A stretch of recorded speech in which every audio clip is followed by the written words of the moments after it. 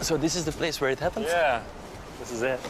So you came here early in the morning? Early in the morning, Yeah. we paddled out and yeah. So then you were in the water and then the shark attacked you? Yep. There was a surfer next to me that saw the whole thing. And I looked at him right after the attack and his eyes were sticking out of his head and he was white as a ghost. And I yelled, "Shark, go in." And he started paddling in and I started doing this paddle. And as I paddled, I looked at my split open finger and I was like, I'm hurt. I could see the blood and the bone and everything was like a potato, you know, split open. And I was like, oh no, I'm hurt. And I got back on my board, started paddling harder, and then this right leg started doing a spasm, like a shaking back and forth. And I thought the shark was attacking me and getting me again and was about to finish me off. And I looked over my shoulder, and it wasn't the shark, it was my leg perfectly amputated off.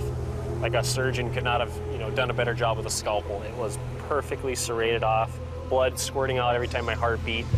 Out of a total horror movie, like the worst possible situation you want to be in the ocean. I caught a little wave and rode it right up to the sand. And my friends that came with me to the beach, they dragged me up a little further. And I remember trying to stand up on the sand, and without a leg, I just fell over. And I rolled a couple times, and I was just covered in this blood, sand, concoction all over my entire body. And then I had a friend, Kyle, who was thinking very clearly. He took my leash off my board and made a really tight tourniquet around my thigh.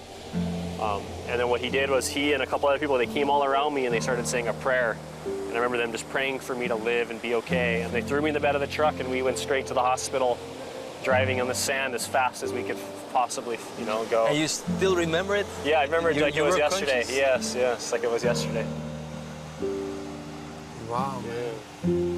And then I woke up the next day in the hospital and my family was around me and they were sort of really upset and sad. And I remember my mom asking the doctor, should we tell him or should you want to tell her? And the doctor's like, well, you know, we want to let you know that you lost your leg. And I remember saying, I know, I was there. I saw it, you know, gone. And once they knew that I knew that my leg was missing, it was hugs. And, you know, when you're happy you're alive. And yeah. And how long did it take to go back in the water? 1 month. 1 month? Yeah, 1 month. And you were not scared? Or No, not scared. And when I got back in the water, it was right here for the first time. Again here? Yeah, right here. How was that moment going back in the Oh, it was water? incredible, beautiful.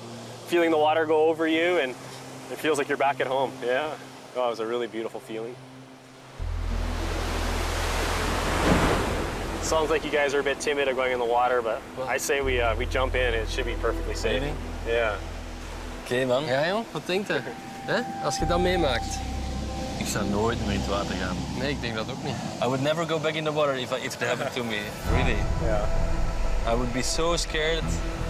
Yeah.